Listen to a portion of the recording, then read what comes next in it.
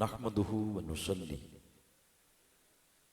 व नुसल्लिमु अला रसूलिहिल करीम। अम्मा बाद फ़ाउज़ बिल्लाहि मिनश शैतानिर रजीम।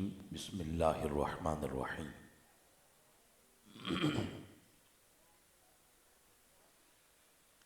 मुहम्मदुर रसूलुल्लाह वल्लज़ीना मअहू सदक़ल्लाहु मौलानल अज़ीम। अल्लाहुम्मा सल्लि अला सय्यिदिना व मौलाना मुहम्मद व अला आलिहि व सहबिहि व बारिक वसल्लम।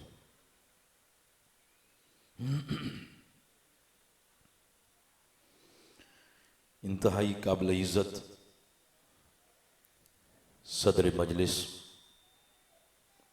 मोहतरम हज़रत अल्लामा डॉक्टर साहिबजादा राशिद मसूद चिश्ती साबरी किलियामी दामत बरकातुकुमुल आलिया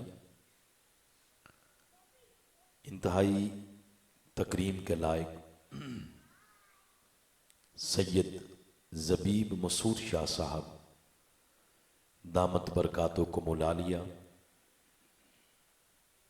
मोहतरमुल मुकाम मिर्ज़ा खालिद साहब, जुमला मुअज़्ज़ज़ उलमाए कराम, अज़ीम आस्थाने से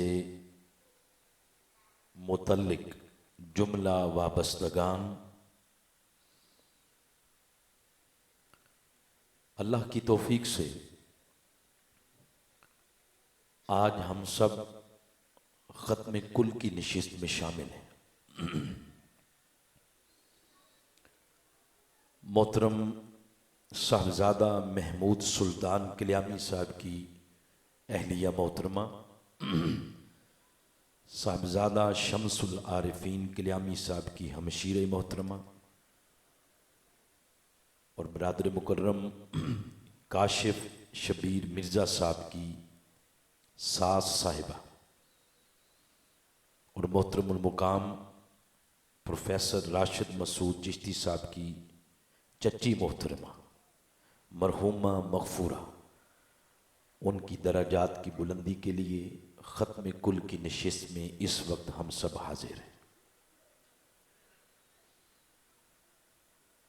मुझे मालूम हुआ है कि मरहुमा की औलाद नरीना नहीं थी। जितने उनके साथ निस्बत के रिश्ते हैं, उन सब रिश्तों ने मिलकर आज उस कमी को पूरा करते हुए अज़ीम शान उनके इसाले सवाब के लिए महफ़िल नात का इनेकाद किया है। अल्लाह ताला की बारगाह में दुआ है मरहुमा को अल्लाह ताला सैयदा कायनात फ़ातिमा तो ज़हरा अलैहिस्सलाम के कदमैन शरीफन में जगह अता फरमाए। मैं जैसा मुझे हुक्म हुआ निस्बत की मुनासबत से आज की नशिस्त में दिए गए वक्त के अंदर रहते हुए मैं गुफ्तगू करना चाहता हूँ। इंशाअल्लाह यही कोई आधा घंटा को 5-10 मिनट ऊपर नीचे हो जाएंगे।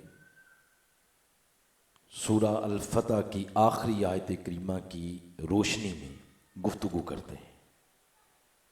जितने अहबाब बैठे हैं तमाम अहबाब एक दफ़ा बुलंद आवाज़ से हुजूर इस्लाम की बारगाह में दुरूद पाक पेश करें। अस्सलातु वस्सलामु अलैका या रसूल अल्लाह व अला आलिका व सहाबिका या सय्यदी या रहमतल लिल आलमीन व जद्दल हसन वल हुसैन। मैंने 26वें पारे से 48 नंबर सूरा सूरतुल फतह इसकी आखिरी आयत का एक हिस्सा तिलावत किया है, जिसमें अल्लाह ताला ने सबसे पहले हुजूर नबी अकरम सल्लल्लाहु अलैहि वसल्लम का इसमें ग्रामी बयान किया। यूं फरमाया मुहम्मद सल्लल्लाहु अलैहि वसल्लम। उसके बाद हुजूर अलैहिस्सलाम की सबसे बड़ी शान, शान रिसालत का जिक्र किया। फरमाया रसूलुल्लाह, तो पूरा फिक्रा यूं बनेगा मुहम्मदुर रसूलुल्लाह सल्लल्लाहु अलैहि वसल्लम। मुहम्मद अल्लाह के रसूल हैं। अब आप तरतीब देखते जाएं, कुरानी नज़्म देखते जाएं। सबसे पहले हुजूर इस्लाम का इसमें ग्रामी, उसके बाद हुजूर इस्लाम की सबसे बड़ी शान, शान रिसालत।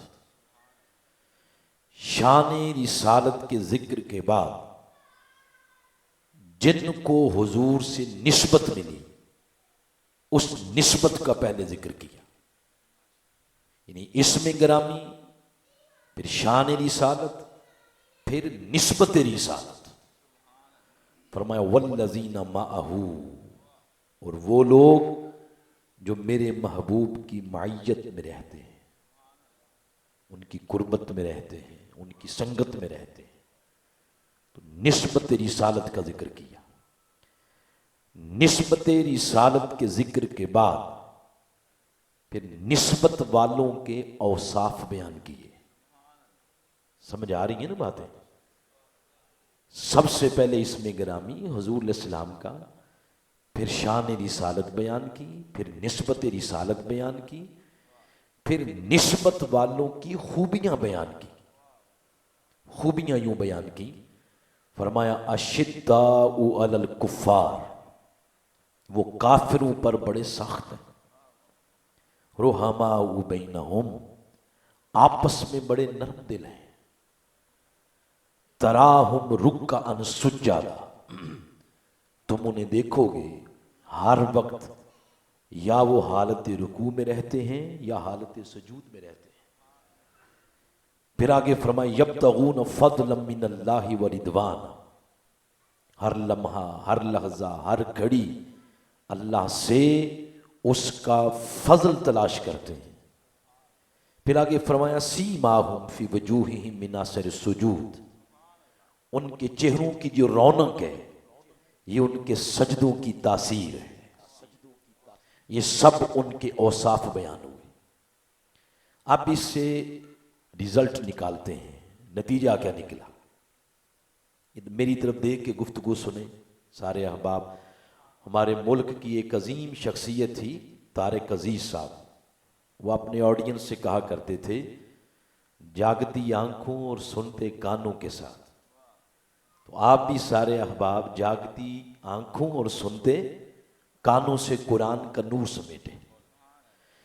मैं ये अर्ज कर रहा हूं, नतीजा ये निकला कि ये सहाबा कराम की जो औसाफ बयान हुए, सबसे पहली सिफत ये बयान हुई कि वो काफिरों पर सख्त हैं। ये उनके इनकलाबी जज्बों का जिक्र है। रुहमाउ बैनहुम, आपस में बड़े नरम दिल हैं। ये उनके हुस्न खुल्क का जिक्र है। तराहुम रुक्अन सुज्जादा, यहां से उनकी बंदगी का जिक्र है।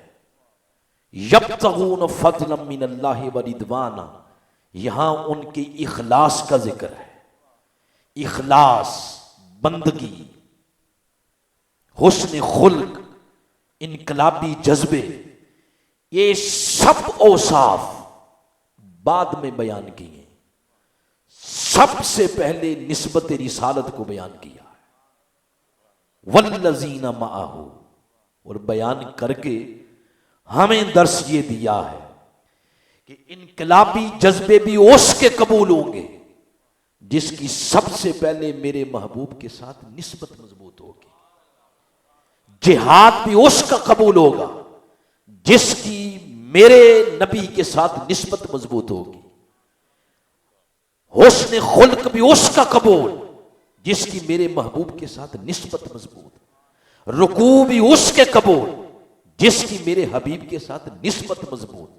सजदे भी उसके कबूल जिसकी महबूब के साथ निस्बत मजबूत, इखलास, ज़ुहद, वरा, तकवा उसका कबूल जिसकी महबूब के साथ निस्बत मजबूत। अगर निस्बत मजबूत नहीं, उसमें दरार आ गई, उसमें नक्स रह गया, उसमें खलल आ गया, तो इनकलाबी जज्बे भी रद्द, हुस्न खुल्क भी रद्द, रुकू रद्द, सजदे रद्द, इखलास रद्द। इस्लाम का सारा स्ट्रक्चर कबूलियत के दर्जे पर फायज तब होता है जब किसी की सबसे पहले मुस्तफा के साथ निस्बत मजबूत होती है। इस निस्बत में अगर खलल है, इस निस्बत के अंदर अगर नक्स आ गया, तो सारे का सारा इस्लाम का दीन का स्ट्रक्चर, उसकी इमारत धड़ाम से नीचे गिर पड़ेगी। यूं इस निस्बत का जिक्र किया है। और जिनको ये निस्बत मिली और कुरान बयान कर रहा है, वो हैं हुजूर के सहाबा। बोले कौन है? बुलंद आवाज से बोले हुजूर के। अब यहां से बात शुरू की है और शाह साहब के जद्द अमजद पे आके खत्म करेंगे इंशाअल्लाह। यहां से बात शुरू की है, तो ये हो गए हुजूर अलैहि सलाम के सहाबा जिनको सोहबत वाली निस्बत मिल गई। फिर कुरान पाक भरा पड़ा है निस्बतों के जिक्र के साथ, भरा पड़ा है। कभी आप कुरान पाक पढ़े, कुरान में 25 उम्मतों का जिक्र है। कितनी? 25 उम्मतें। 25 है नहीं, उम्मतें तो 1.25 लाख है। यानी अगर नबी 1.25 लाख है तो उम्मतें कितनी होंगी? 1.25 लाख होंगी। तो 1.25 लाख उम्मतें, उनमें से 25 उम्मतों का जिक्र है कुरान में।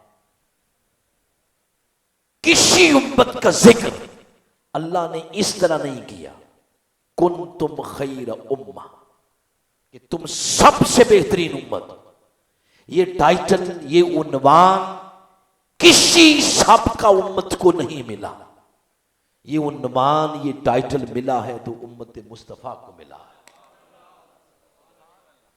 क्या ख्याल है कि हम ये नतीजा निकाल सकते हैं कि इसका मतलब ये है कि साबका उम्मतों को ये टाइटल इसलिए नहीं मिला कि वो सारी गुनाहगार थी? ऐसा नहीं है। कोई ये भी नहीं कह सकता कि हम सारे ही नेक हैं।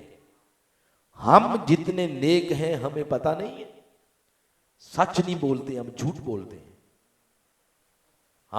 हमारे रिज़्क के अंदर अमेज़श है, पंजगाना नमाज नहीं पढ़ते हम। हमारे घरों के अंदर कुरान नहीं खुलता। कारोबार तोलते, मापते, गिनते हम डंडी मारते हैं। रिश्तेदारियां, बिरादरियां टूटी हुई तस्बीह के दानों की तरफ बिखरी पड़ी हैं। हम क्या है वो सबको पता है।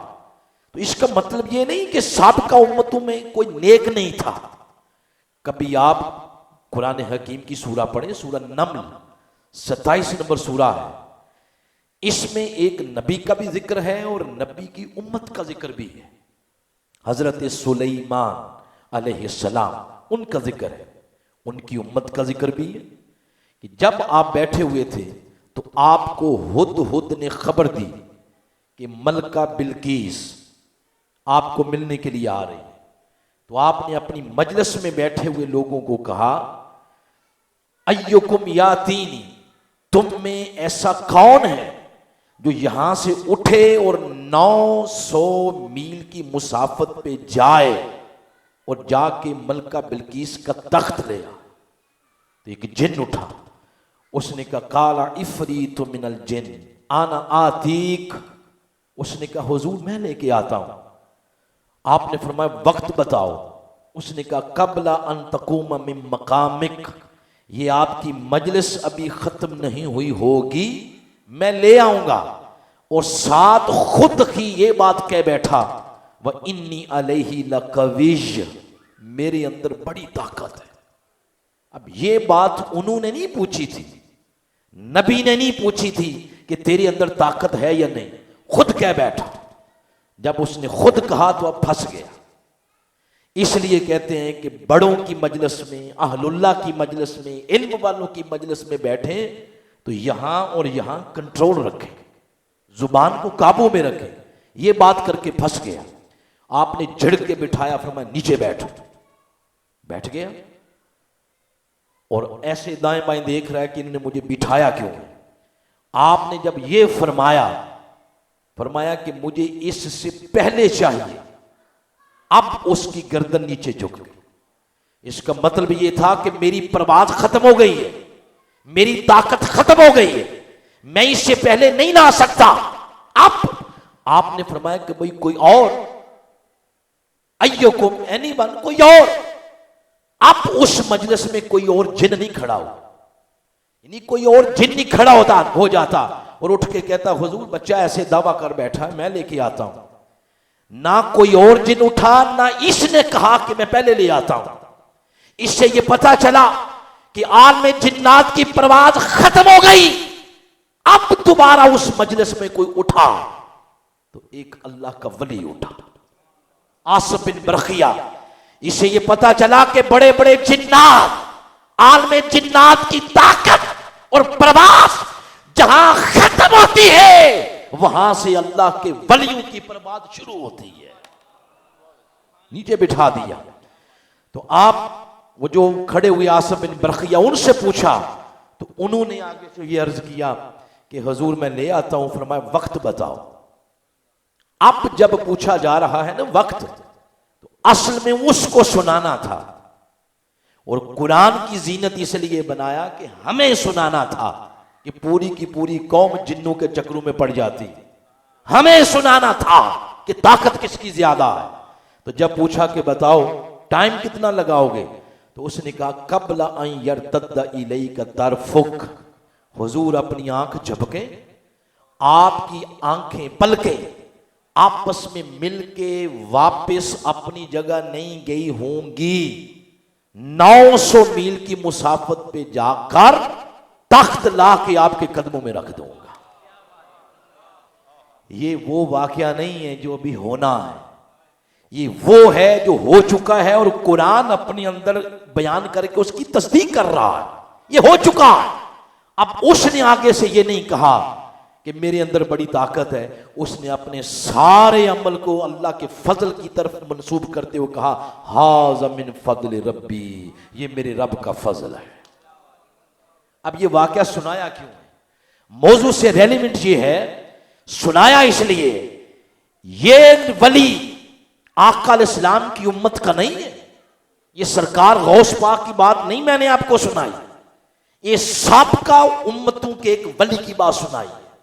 इतना बड़ा वली कि 900 मील की मुसाफत से पलक झपकने में तख्त ला रहा, इतना बड़ा वली होकर भी उस उम्मत को अल्लाह पाक ने ये नहीं फरमाया कुंतुम खैरा उम्मा, ये खुशखबरी अगर हिस्से आई तो उम्मत मुस्तफा के हिस्से आई। बड़े बड़े वली सबका उम्मतों में गुजरे हैं, बड़े बड़े नेक। इमाम सयूती लिखते हैं एक वली ऐसा भी हुआ है सबका उम्मतों में जिसने 500 साल दोनों पांव के खड़े होकर अल्लाह की इबादत की। और कुछ वली ऐसे हैं, सूरा अल कहफ के अंदर पढ़े आयत नंबर 12 से 35 तक सारा वाकया जाता, जिनकी खातिर अल्लाह पाक ने 309 साल के लिए अपना निजाम तकदीरी बदल दिया, निजाम शमसी मुअत्तल कर दिया।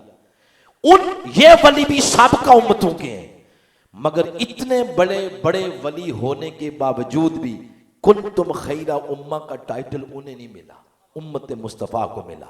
आप पूछें वजह क्या है? क्या हम बहुत ज्यादा नेक हैं? ऐसी नहीं बात, हमारे अंदर बड़े बड़े गुनाहगार भी हैं, सयाकार भी हैं, शराबी लोग भी हैं, बड़े बड़े दीन से दूर रहकर जिंदगी गुजारने वाले पापी हैं। रब फरमाता है गुनाहगारों सयाकारों, मैं तुम्हारे गुनाहों को देखूं या मैं निस्बत मुस्तफा को देखूं? ये जो तुम्हें मेरे महबूब की निस्बत मिली है, इस निस्बत ने तुम्हें 1.25 लाख उम्मतों में से सबसे अफजल उम्मत बना दिया। जिनको ये निस्बत मिली वो हो गए हुजूर के उम्मती। बोले क्या हो गए? हुजूर के उम्मती।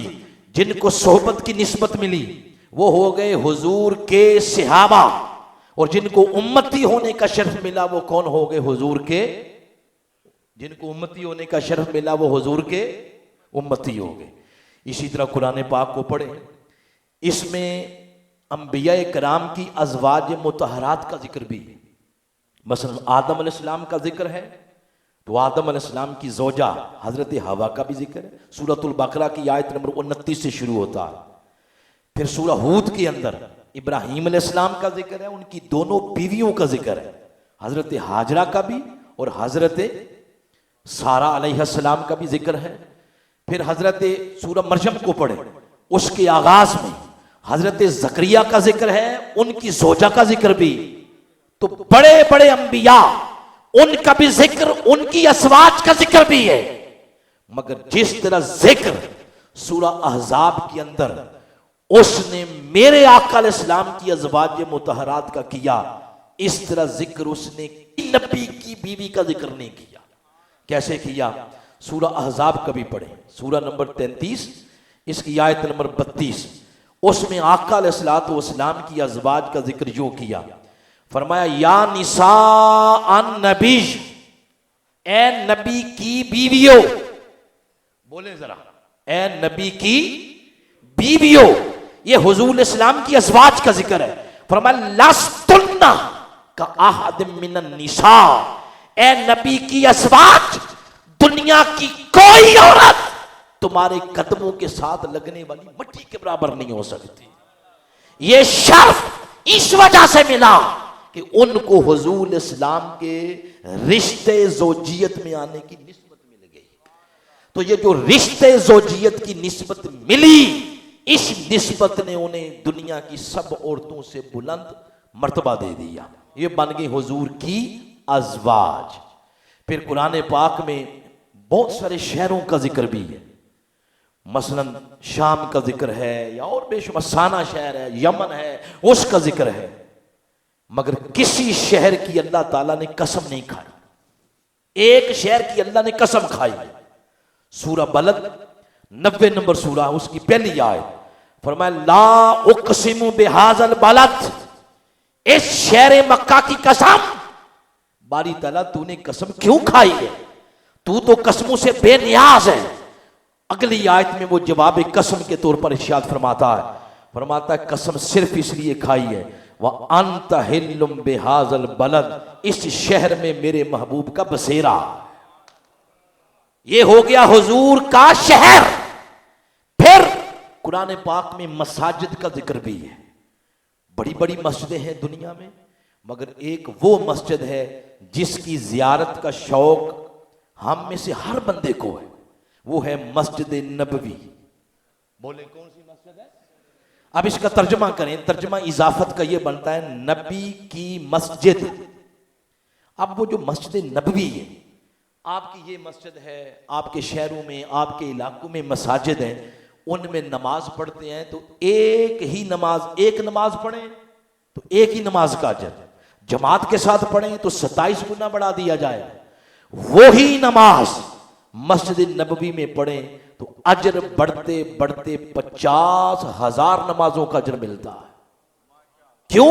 वो नबी की मस्जिद है। फिर उसमें बहुत सारी जगह हैं जो आपस में बराबर नहीं है, बहुत सारी जगह हैं जो एक दूसरे से अफजल है। उनमें से एक जगह है जिसका नाम है रियाजुल जन्ना। अब रियाजुल जन्ना का माना है जन्नत का बाग, ये जमीन पर जन्नत है। तो ये हुजूर ने इस्लाम को खुश करने के लिए नहीं फरमाया कि ये जमीन पर जन्नत का टुकड़ा है, ये वाकई ऐसा है। जिस बंदे को रियाजुल जन्ना में एक कदम रखने का मौका मिल गया, वो समझे उसने दुनिया में ही जन्नत में अपना पांव रख लिया। अब ये जन्नत क्यों बनी? कुरान पढ़े, हदीस पढ़े, सीरत पढ़े, किताबें खंगाले, ना समझ आए तो दीवार को टक्कर मारे। इस सवाल का एक ही जवाब है, ये जन्नत इसलिए बनी 24 घंटे लम्हा बलम्हा इस जगह को हुजूर इस्लाम के कदमों का लम्स मिलता था। हुजूर फजर के लिए आते, जोर के लिए आते, असर के लिए आते, मगरिब के लिए आते, ईशा के लिए आते, तहज्जुद के लिए आते। फिर मदीना पाक में कोई पर्या पंचायत मीटिंग होती तो हुजूर फिर आ जाते। कोई सरकारी वफूद आते तो उनसे मुलाकात के लिए फिर आ जाते, मुज़ाकरात होते इसी मस्जिद में, जंग का सलाह मशवरा इसी मस्जिद में, जंग की तैयारी फिर इसी जगह होती। ये जो बार बार हुजूर इस्लाम के कदम लगे, उन कदमों की निस्बत ने जमीन पर इसको जन्नत का टुकड़ा बना दिया। ये बन गई नबी की मस्जिद। अब सारी की गई गुफ्तगू को अब फिर कंक्लूड करते हैं और खुलासा तर बयान करते हैं। तो ये बन गई नबी की मस्जिद। जिनको उम्मती होने का शर्फ मिला वो हो गए हुजूर के उम्मती। जिनको सोहबत में बैठने का शर्फ मिला वो हो गए हुजूर के सहाबा। जिनको निकाह में आने का शर्फ मिला वो हो गए हुजूर की अज़वाज। जिस शहर को निस्बत मिली वो हो गया हुजूर का शहर। इन सारे जुमलों में आप देखेंगे कि जिसको भी निस्बत मिली वो निस्बत है के या का या की। हुजूर के उम्मती, हुजूर की अज़वाज, हुजूर की मस्जिद, हुजूर का शहर, हुजूर के उम्मती, ये के वाली निस्बत है। जिसको मिली है इस निस्बत का मुकाबला ही नहीं। हुजूर की उम्मत जैसी कोई उम्मत नहीं, हुजूर के सहाबा जैसे कोई सहाबी नहीं, हुजूर सल्लल्लाहु के शहर जैसा कोई शहर नहीं, हुजूर की मस्जिद जैसी कोई मस्जिद नहीं, और हुजूर इस्लाम की अज़वाज जैसी किसी की अज़वाज नहीं है। ये के वाली निस्बत है। और कुछ नफूसे कुदसी ऐसे हैं जिनको इससे भी ऊपर वाली निस्बत मिली है। उस निस्बत का नाम है से। बोले जरा, फिर बोले। ये सारी बयान हुई है के, अब बयान हो रही है से। ये से वाली निस्बत है। अब से और के में क्या फर्क है? आप सारे अक्लमंद और सेहतमंद दिमाग रखने वाले लोग बैठे, गिलास पड़ा हो ना, गिलास जग के साथ, तो इन दोनों को कहते हैं जग का गिलास या गिलास जग का है, इस तरह बयान होता है। लेकिन उस जग से पानी निकालें तो ये नहीं कहते कि पानी जग का है, कहते हैं पानी जग से है। अब जग के साथ गहरा ताल्लुक गिलास का नहीं है, वो जग का है। जग के साथ गहरा ताल्लुक उस शय का है जो जग से आया है, वो है पानी। तो ये के और से में फर्क है। अरे जिसको निस्बत मिली के वाली मिली, किसी को मिली के वाली तो वो बन गए हुजूर के सहाबा। किसी को मिली उम्मत की, वो उम्मती, हुजूर के उम्मती। किसी को रिश्ते जोजियत में आने की निस्बत मिली, वो हुजूर की अज़वाज, कोई हुजूर का शहर, कोई हुजूर की मस्जिद। अब जिनको से वाली निस्बत मिली वो सिर्फ 4 हस्तियां हैं। कितनी हस्तियां? 4। आका अलैहिस्सलाम ने खुद इस निस्बत को बयान किया। कैसे? फरमाया अल अलियु मिन्नी, अली मुझसे है। ये जो लफ्ज है ना मिन्नी, मिन का माना से, आगे याय मुतकल्लम है, इसका माना मुझ। अल अलियु मिन्नी, अली मुझसे है। फिर फरमाया फातिमा तो बदअतु मिन्नी, फातिमा मुझसे है। फिर फरमाया अल हसन मिन्नी, हसन मुझसे। फिर फरमाया अल हुसैन मिन्नी, हुसैन मुझसे है। अरे मजलिस वालों, मेरे आका ने इस निस्बत पर सिर्फ इक्तिफा नहीं किया। अगर फरमाया हुसैन मुझसे है, इस निस्बत को दोरे रंग में रंगा। फरमाया सुनो, अगर हुसैन मुझसे है, आना मिनल हुसैन, मैं हुसैन से हूं। कायनात के अंदर ये निस्बत किसी और को नहीं मिली। अगर निस्बत मिली है तो इन 4 नफूस कुदसिया को मिली है। हमें ये निस्बत मिली कि हम हुजूर की उम्मती हैं। बोले हम क्या हैं? हुजूर के उम्मती हैं। हुजूर इस्लाम के उम्मती होने की ये जो हमें निस्बत मिली है कि हम हुजूर की उम्मती हैं, इस निस्बत का पता रोज़े क़यामत चलेगा। बड़े बड़े लोग, बड़े बड़े नबी ये दुआएं मांगते थे कि मौला नबूवत ले ले, रिसालत ले ले, सिर्फ हमें अपने महबूब नबी का उम्मती होने का शर्फ दे। ये दुआएं दें कि अल्लाह ताला ने आपको अपने नबी की उम्मत में पैदा किया है। अगर आप उनकी उम्मत में पैदा हो गए, आप उम्मती होने का हक और उम्मती होने का तकाजा ये है कि जो जो नकूश सीरत के मेरे आका अपनी जिंदगी के छोड़ गए, उन सीरत के नकूश पर चलते हुए हम अपनी दुनिया और आकबत, दुनिया और आखरत, दुनिया और हाशर, दुनिया और कब्र दुरुस्त करते चले जाएं। आज की खत्म कुल की नशिस्त, इसमें अगर बेसिक मरकज़ व महवर और बुनियादी चीज़ देखें तो वो निस्बत है। मरहूमा किसी की चची लगती हैं, मरहूमा किसी की सास लगती हैं, मरहूमा किसी की सिस्टर हैं, इसी तरह उनके अब्बा अजदाद, फिर उनके आगे कज़न, भतीजे, बांजे, वो भी सारे बैठे होंगे। इन सारी निस्बतों ने मिलकर आज मरहूमा के लिए महफिल नात का एक गुलदस्ता सजाया है। यकीनन इस सजर का, इस नेक और खैर का काम, इसका अजर अल्लाह पाक रहमत की बरसात की फुहार की शक्ल में उनको कब्र में अता कर रहा होगा। उनकी जितनी जिंदगी गुजरी, थोड़ी है, लंबी है, तवील है, दरमियानी है, मुझे तो नहीं पता, जितनी जिंदगी गुजरी उस जिंदगी पर अल्लाह की बारगाह में ये दुआ है कि सैयदा कायनात के सदके उनकी सहवन या आमदन जो खताएं सरजद हुई, अल्लाह उन पर मुआफ़ी का कलम फेरे और सैयदा कायनात फातिमा ज़हरा अलैहिस्सलाम के कदमैन शरीफैन में जगह अता फरमाए। साब मज़ार के जवार में बैठ के हम दुआ कर रहे हैं, अल्लाह पाक सब की दुआओं को मरहूमा के हक़ में शर्फ़ कबूलियत अता फरमाए। फैमिली के साथ मैं अपनी तरफ से अपने मरकज़ मिनहाजुल कुरान की नुमाइंदगी करते हुए हुज़ूर शेखुल इस्लाम डॉक्टर मोहम्मद ताहिरुल क़ादरी मद्दाजुल आली, उनकी तर्जुमानी करते हुए प्रोफेसर राशिद मसूद साहब और आपकी पूरी फैमिली के साथ इजहार ताज़ियत है। अल्लाह पूरी फैमिली को सब्र अता फरमाए और मरहूमा को जन्नतों में आला से आला मकाम अता फरमाए। वमा अलैया इल्लल बलागुल मुबीन।